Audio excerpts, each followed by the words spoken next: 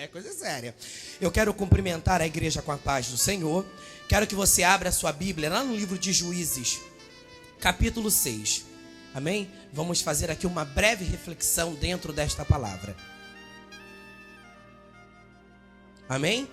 Livro de Juízes, capítulo 6. Um texto muito conhecido. Amém? Nós vamos meditar juntos aqui. Versículo 6, por favor. Amém? Diz assim, ó. Assim Israel empobreceu muito pela presença dos medianitas. Então os filhos de Israel clamaram ao Senhor. Esse povo todo que está aí diante de mim, vamos clamar. Assim Israel...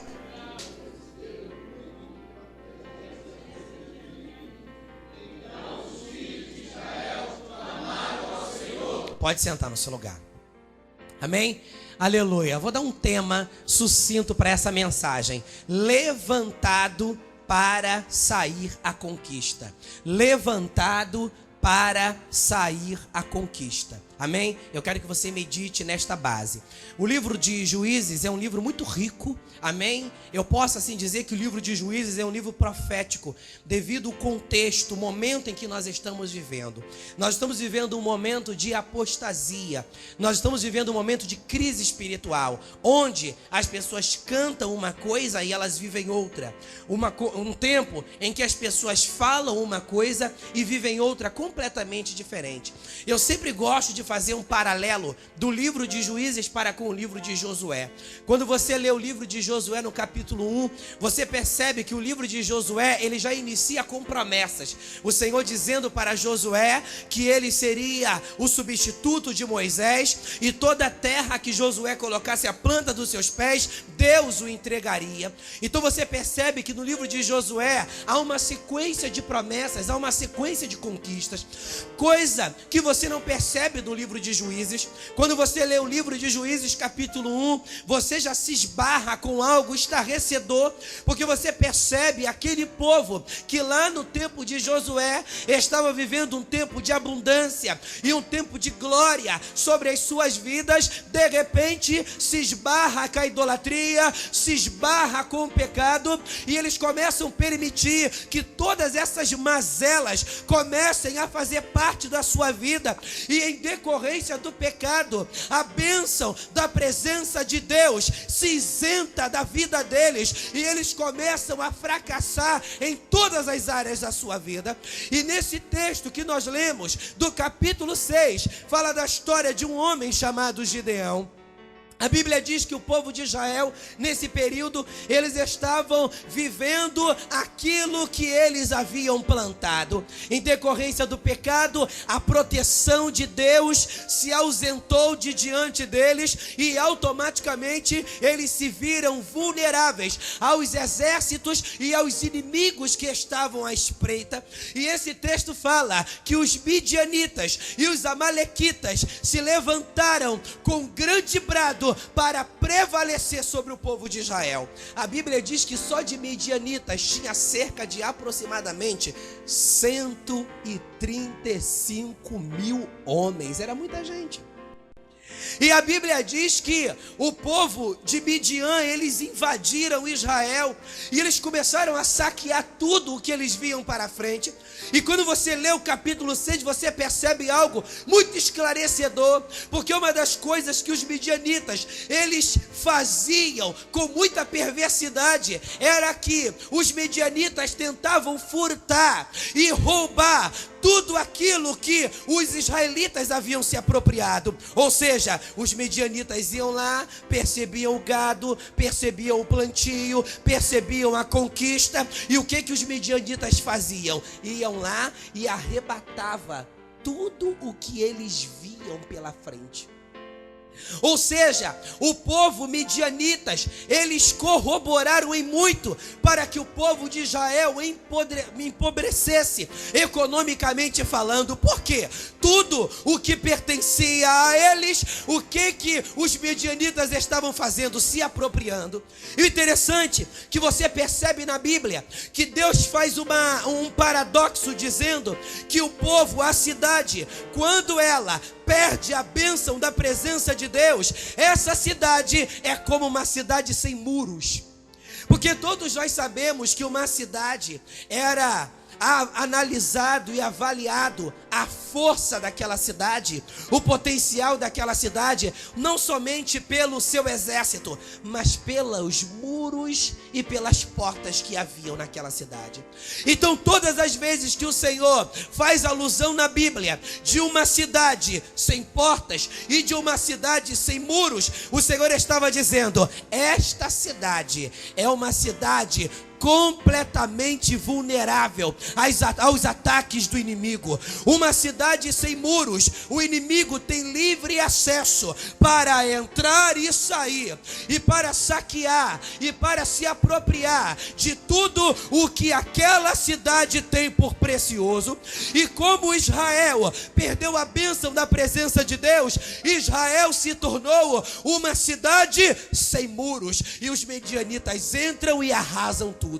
Mas a Bíblia diz que essa situação caótica começa a incomodar o povo de Israel, porque aquela situação perdurava por cerca de aproximadamente 7 anos, e eles percebem que eles não podem mais continuar naquela situação. Imaginemos, pois, você trabalhar o mês todo, receber o teu salário, e você vai todo animado para casa, querendo saldar as suas dívidas, pensando em sobrar algo ali para o seu deleite familiar, e de repente vai lá o ladrão e te aborda. Amém? Há um tempo desses atrás aqui na igreja, vivenciamos uma situação muito chata. Amém? Um irmão muito querido aqui na igreja foi assaltado ali na praça 1º de Maio e perdeu o seu carro. Bendito seja Deus. Irmãos, olha que situação triste. Amém? A minha esposa estava junto. Aleluia, olha que situação triste, que situação chata. Aleluia, você conquista algo e de repente vem alguém e rouba aquilo que é seu. Era mais ou menos esse tipo de sentimento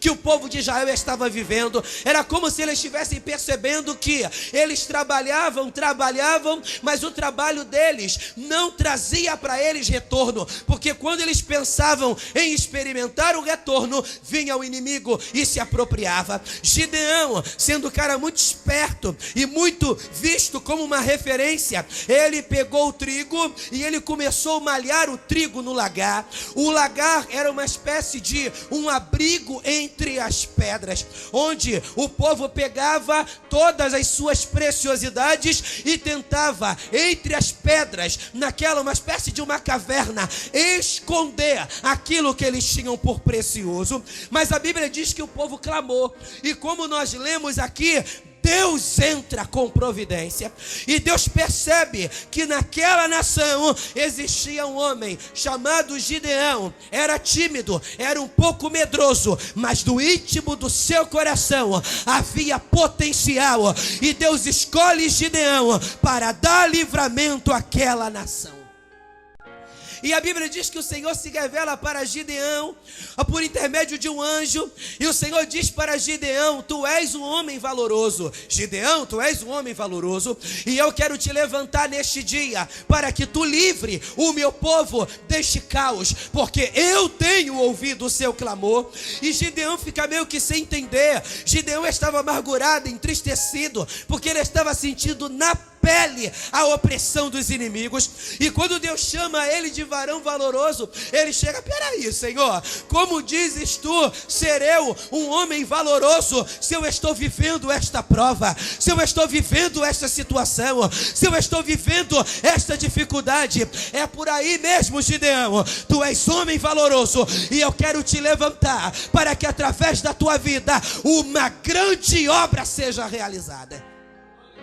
E Deus começa a criar. Você vai lendo o capítulo 7, você vai lendo o capítulo 8, e você vai vendo que Deus prepara toda aqui uma situação para que Deus pudesse convencer Gideão de que a obra era com ele. Uma das coisas que eu quero destacar nesse texto, que quando Deus fala com Gideão, Gideão busca provas de Deus, Gideão busca confirmação de Deus, porque ele não queria agir impensadamente, ele queria agir cautelosamente. cautelosamente, para que ele pudesse de verdade experimentar o favor do Senhor. Às vezes eu fico percebendo a vida de alguns jovens dentro da igreja, e esse tema, ele é muito interessante. Jovem, a ti te digo, levanta-te. E às vezes eu fico percebendo alguns jovens extremamente reclamando. Ele reclama da igreja, ele reclama do pastor, ele reclama da vida, ele reclama de tudo de um modo geral. Mas você percebe uma empatia muito grande na vida dele. Ele reclama da vida, ele reclama de tudo, mas ele não faz nada para que a sua vida modifique. Ele fica simplesmente procurando alguém para crucificar. Mas o Senhor hoje está te chamando, independente do teu medo, porque às vezes o medo aborda o nosso coração, independente da timidez que tenta subsistir sobre a sua vida, o Espírito de Deus está aqui. E se você está com o seu coração aberto, você vai começar a sentir o toque, você vai começar a sentir o fluir. Deus dizendo para você: existem os midianitas, Satanás, ele está diante da tua vida para saquear o teu bem maior, mas você precisa lutar, você precisa resistir, e o meu nome será glorificado, porque tu foi levantado para conquistar. Oh, Espírito de Deus! E Deus começa a dar provas a Gideão. E Gideão se vê convencido de que Deus estava separando ele para uma grande obra.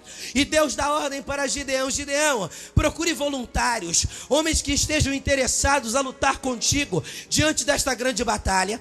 E a Bíblia diz que Gideão chega, anuncia ao povo que era tempo de vitória, era tempo de que aquela situação fosse revertida. E a Bíblia diz que num ato de entusiasmo e de ímpeto, 32 mil homens se levantam diante de Gideão para dizer: eu estou contigo nesta peleja, vamos ao arraial dos midianitas e vamos derrubá-lo. E de repente Deus brada no ouvido de Gideão: olha, Gideão, não será com esta multidão que eu vou te dar livramento. Mande que os tímidos e que os covardes recuem, porque eu quero dar vitória. E quando Gideão põe esses homens à prova, uma grande multidão volta, louvado seja Deus. Olha o que está escrito aqui, ó. Então voltaram do povo 22 mil, e 10 mil ficaram. Quando Gideão confronta aquela multidão de 32 mil homens, aleluia, dizendo que o tímido e o covarde precisava voltar para casa, 22 mil homens se levantam, aleluia, e eles recuam. E de repente Gideão se vê com simplesmente 10 mil homens. E Gideão pensa: eu creio, eu estou especulando, agora é a hora de nos levantarmos e irmos ao arraial dos midianitas. E de repente Deus brada para Gideão e diz para Gideão: ainda não são com esses 10 mil homens. Eu quero que tu leve esses homens para o deserto, e eu irei prová-los. E somente irá para a batalha contigo aquele que depois de provado for aprovado. E a Bíblia diz que Gideão pega esses homens e bota eles à prova. E a Bíblia diz que dessa prova passa-se uma peneira. E nessa peneira, sabe quantos homens permanecem? 300 homens. Porque se Jeová não pôr a mão, as coisas não acontecem. Sabe o que eu quero dizer para você? Nós, aleluia, somos muito tendenciosos. E uma das coisas que acontece conosco, igreja do Senhor, principalmente nós que já tem 15 anos de igreja, 20 anos de igreja, 10 anos de igreja, aleluia, ele fica naquela: eu conheço tudo, eu sei de tudo, eu sei como as coisas vão acontecer. E ele perde aquilo que foi profetizado através dos cânticos, ele perde aquele senso de dependência. Bendito seja Deus, para ele ali haver a glória de Deus na tua vida. Olha, Jeová tem que derramar quase que todo o azeite que há no céu. Sabe por quê? Porque dentro dele não existe o sentimento de culto a Deus. Porque muita gente pensa, aleluia, que culto a Deus se resume em todo este programa litúrgico. Às vezes aquele programa litúrgico se torna meio que cansativo. Mas pastor, se aquele programa litúrgico se se torna meio cansativo. De que maneira eu posso cultuar? O culto está dentro de você, e você precisa individualmente ceder ao fluir do Espírito Santo, para que você perceba a manifestação de Deus e glorifique ao Rei da Glória. Se você já veio de casa em culto, começa a dar lugar ao Espírito Santo de Deus. O mandar abacaia. Uma vez, louvado seja Deus, um amigo meu estava trazendo uma palavra, é uma coisa interessante. Às vezes a pessoa, ela só quer ministrar a presença de Deus quando ela está no microfone. Eu estou no microfone cantando, então eu vou ministrar a presença de Deus. Eu estou no microfone pregando, então eu vou ministrar a presença de Deus.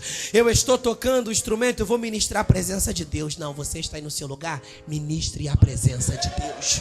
Mas pastor, eu estou carregado no que está relacionado a um problema que me perturba, que me molesta, e isso está tirando a minha concentração. Epa! A Bíblia fala que esta mulher estava naquele cortejo fúnebre, levando o seu único filho para ser sepultado, e a Bíblia diz que o Senhor se depara com aquela mulher, e a história daquela mulher mexe com o coração de nosso mestre, porque ele percebe estampado a tristeza e a angústia no coração daquela mulher, e eu creio que o Senhor percebe no íntimo do coração dela uma faísca de fé, e aquela fé era uma possibilidade para que a sua história fosse modificada. O mandarabassuri como narahássia. Deus não deixou aquela situação passar despercebido. Jovem, a ti te digo, levanta-te e glorifique o nome do Senhor Todo-Poderoso. Tens tu um problema? O Senhor está dizendo: levanta-te em nome de Jesus Cristo de Nazaré. Levante para receber a bênção, levante para receber a resposta, levanta-te para receber o consolo, levanta-te para que Deus ponha nas suas mãos aquilo que estás carecendo.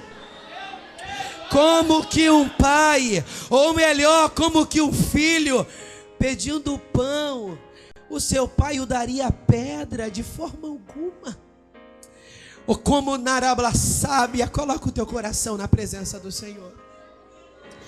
Começa a dizer aí, antes de nós encerrarmos: Deus, eu preciso de um milagre. Senhor, eu preciso de um milagre. Eu quero ser um jovem mais abundante. Eu quero ser um jovem mais constante, Senhor. Eu quero ter comunhão contigo, independente das adversidades. Às vezes o sofrimento, ele é meio que inevitável. Quando eu falo de sofrimento, eu estou falando de dificuldades do dia a dia. Porque eu e você sofremos com as dificuldades do dia a dia. E às vezes o sofrimento é meio que inevitável. Aleluia! Mas o Senhor nos faz perceber no livro de Jó que quando nós temos uma fé triunfante no Senhor, quando o nosso relacionamento com Deus independe das circunstâncias, nem o sofrimento afasta o nosso coração do Senhor. Nem o sofrimento afasta o nosso coração do Senhor.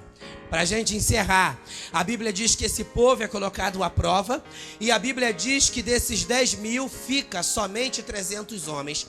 E quando Gideão percebe aqueles 300 homens, Gideão ele deixa o medo arrebatar o coração dele. Senhor, de que maneira posso eu pelejar com este povo, com esses 300 homens? E o Senhor dá uma direção para Gideão: vai agora estrategicamente ao arraial dos midianitas, mas tu vai em secreto, porque eu quero te revelar algo em especial.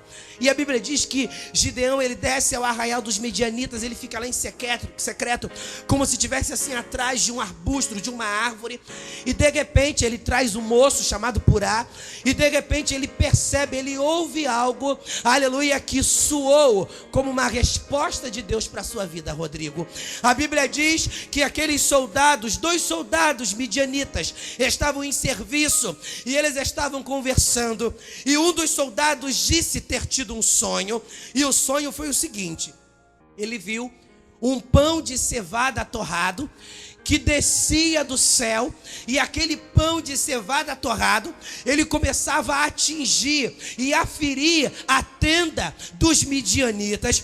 E a Bíblia diz que aquele soldado não entendeu o significado daquele sonho, e Gideão ouvindo a espreita.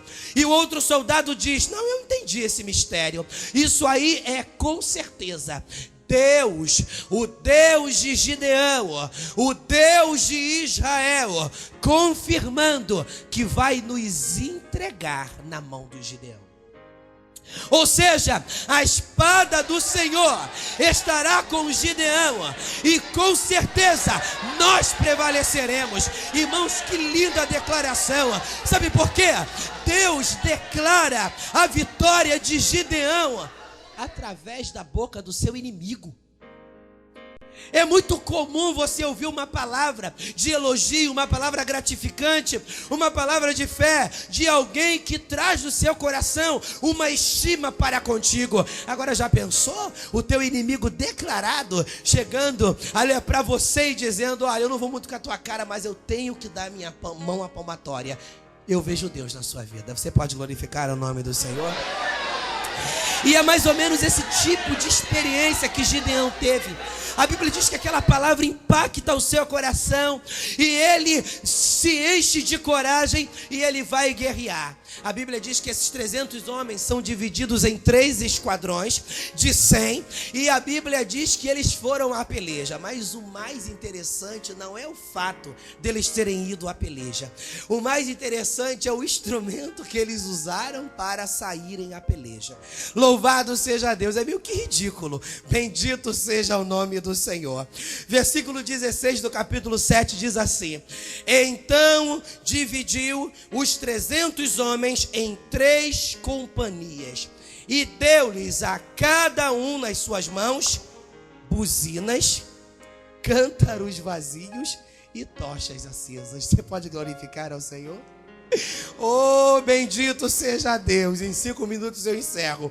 Buzinas, cântaros vazios e tochas acesas. Buzinas, cântaros vazios e tochas acesas. É meio que ridículo.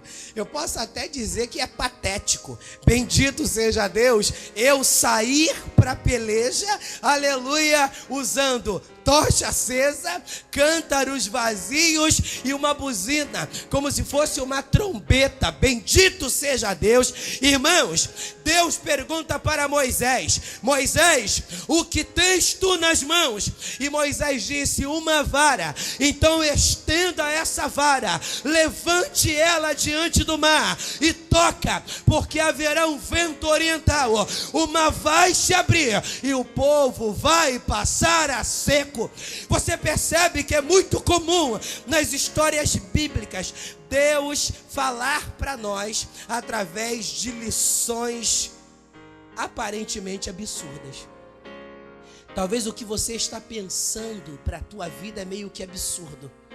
Talvez o que Deus está gerando para o teu coração é tão ilógico. Aleluia, está aqui o Robson com um desafio. Louvado seja o Senhor. Aleluia. Ele está se preparando aí, está já se preparando para gravar um CD, louvado seja Deus. É algo desafiador. O mercado gospel, louvado seja Deus, tem se expandindo muito e fica cada vez mais difícil você conseguir um espaço nesse mercado gospel na área do louvor. Mas quando Deus está contigo, as portas se abrem. Quando Deus está contigo, as portas se abrem. E sabe o que Deus está dizendo? Que talvez pode ser simplório, pode ser insignificante o que você tem em mãos, mas se foi Deus que colocou em suas mãos, pode levantar, pode fazer barulho, pode glorificar a Deus, porque com certeza Deus vai te dar vitória. Calabrassuri como Narabácia. Há 3 anos atrás, Deus mandou nós comprarmos esse terreno. Esse terreno foi R$26 mil. Bendito seja Deus. Talvez para alguns aqui é pouco, é pinto. Mas pra gente, louvado seja Deus, era absurdo. Nós pagávamos um aluguel, conta de luz, a casa do lado, era mais ou menos uns 600, 800 reais. E às vezes, quem é da antiga aqui na igreja, louvado seja Deus, sabe. Pastor Robson tá ali, que é um tesoureiro fiel, ele sabe disso. Tinha vezes, como a senhoria era uma pessoa muito ligada, muito ligada a nós, de vez em quando a gente tinha que falar, Vitoriosa, segura a onda um pouquinho que a gente vai atrasar um pouquinho, mas pode deixar que a gente vai honrar o compromisso. E de repente Deus diz pra mim assim, louvado seja Deus, eu estou abrindo uma porta no meio do deserto e tu vai comprar um terreno. Reuni a igreja, anunciei pra igreja, vamos comprar o terreno? Aleluia. Sempre tem uns sem fé, louvar, não pastor, não faz isso não. Tem aqueles cautelosos que eu respeito muito, aleluia pastor, vamos pensar muito bem, aleluia, porque nós precisamos ter bom senso. E outros disseram, amém, vamos comprar, tá no oba-oba, vamos embora lá na onda. Mas eu estava certo daquilo que o varão havia falado no meu ouvido. E nós entramos num consórcio, louvado seja Deus, e eu estava crente. Deus falou que vai me dar esse terreno, então entramos num consórcio, esse dinheiro vai sair, pá, e nós vamos pagar o consórcio. Irmãos, nós já pagamos o terreno todo, vai fazer 4 anos, acho que a gente está aqui mais ou menos, né, Elaine? 3 anos, nem lembro, tem que ver com o Robson que é mais detalhista. Bendito seja o nome do Senhor. Até hoje nós não fomos sorteados com o consórcio. Nós não tínhamos condições de pagar 600, 800 reais por mês. Nós tínhamos que pagar por mês de prestação R$2.000, louvado, de vez em quando a gente atrasava, mas para a glória e honra do nome do Senhor, no tempo previsto pelo contrato, nós pagamos todo o terreno.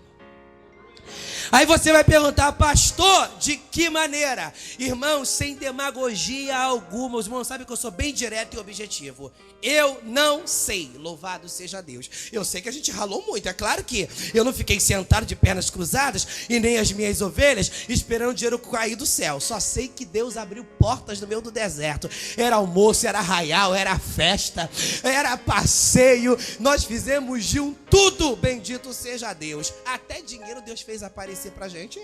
Aleluia, até dinheiro Deus fez aparecer. Uma vez, culto lotado na igreja, aleluia, vamos tirar 2 ofertas, porque nós temos que honrar um compromisso amanhã. Aleluia, das 2 ofertas, eu acho que não deu nem R$200. E aí, aleluia, bendito seja Deus. Daqui a pouco entrou um cara meio bêbado na igreja, esposo de uma irmã que era da nossa igreja, louvado seja Deus, entrou meio bêbado, e ele me ouviu falar, irmão, nós precisamos de X para amanhã, aleluia, e aí, olha, vocês precisam de menos isso, porque R$1.000 eu já vou disponibilizar, e foi Deus abrindo porta ali, Deus abrindo porta aqui, eu estava muito nervoso, e quando eu fico nervoso muito, eu brinco muito, cada um tem a sua maneira de agir, e eu cheguei num círculo de amigos, procurei, estava apertadão, procurei um montão de gente, aleluia, conhecida minha que tinha dinheiro e que eu sabia que podia me ajudar. Um tinha acabado de comprar um carro zerado. Aleluia, Henrique, eu não posso, você chegou atrasado. Um tio meu trabalhava há anos numa empresa, foi mandado embora, recebeu uma grana preta.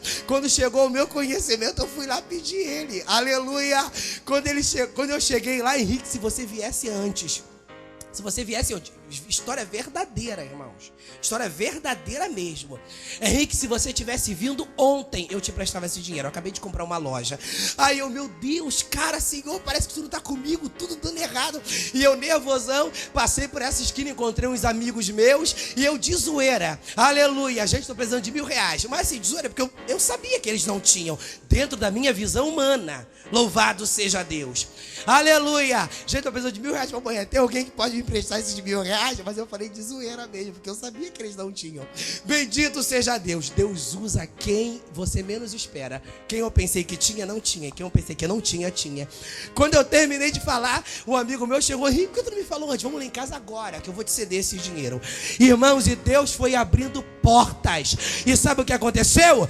Deus foi glorificado. Então, por mais estapafúrdia que seja a situação que tu vives, Deus está dizendo, eu posso transformar a história e fazer o milagre acontecer. E a Bíblia diz que Deus deu ordem para Gideão: vocês vão tocar a trombeta com toda a vossa força, vocês vão quebrar os cântaros vazios, e com as tochas acesas vocês vão caminhar em direção aos midianitas. Irmãos, 135 mil homens midianitas, quando eles veem o exército de Israel caminhando em direção, parece que Deus criou uma ilusão de ótica, aleluia, e o exército dos midianitas viram o exército de Israel, que era tão pequeno, 300 homens, como se fosse uma multidão. E sabe o que os midianitas fizeram?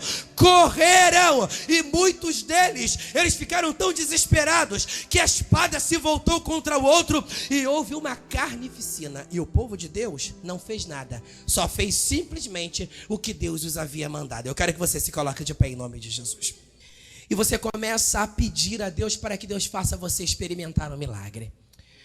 O exército de Midian é a figura da opressão, é a figura da dificuldade. E Deus abriu portas e o milagre aconteceu. O que eu posso dizer desta trombeta? A trombeta, ela emite som. Então eu percebo que para você conquistar, você precisa ter voz. Ou seja, você precisa estar decidido. Você precisa estar convencido do que você quer de verdade. Porque quando você está convencido e decidido do que você quer, você tem voz. Você não deixa ninguém te calar. Você não deixa ninguém reprimir a tua voz. Você está bem resolvido e você não vai deixar nada e ninguém ofuscar o brilho da presença de Deus naquilo que você tem proposto o seu coração investir. Calablaçarabacaia, toque a trombeta. Sabe o que eu percebo com este cântaro vazio? Os cântaros eram vasos de barro, e eu percebo que este cântaro vazio representa a nossa vida. Nós precisamos ter voz. Nós precisamos estar bem resolvidos e decididos quanto ao que queremos para a nossa vida. Mas precisamos não deixar que o eu subsista e prevaleça dentro de nós. Precisamos estar vazios. É uma coisa que eu sempre digo aqui na igreja: nós precisamos ter menos de nós e mais de Deus. Deus está dizendo: você foi levantado para sair à conquista, mas você precisa hoje rever alguns conceitos. Você precisa hoje corrigir algumas áreas específicas da tua vida, e você precisa esvaziar o teu coração da pretensão, da vaidade, da arrogância, e você precisa sujeitar-se a Deus.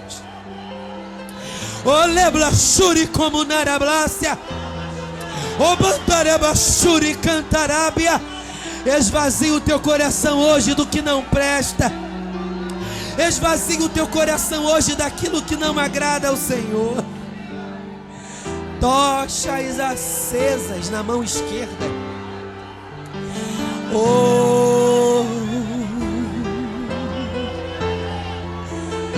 Canto dereblassuri como narablaxarabadarabacarabarabacarabase. É muito mais comum você ter força com a tua mão direita. Com a tua mão esquerda já não é muito comum. Eles estavam com a tocha acesa em sua mão esquerda. A tocha acesa, ela representa a presença de Deus. A Bíblia diz que Nadab e Abiú, quando eles foram oferecer sacrifícios a Deus, Deus não desceu fogo sobre o seu altar, como sinal de aprovação.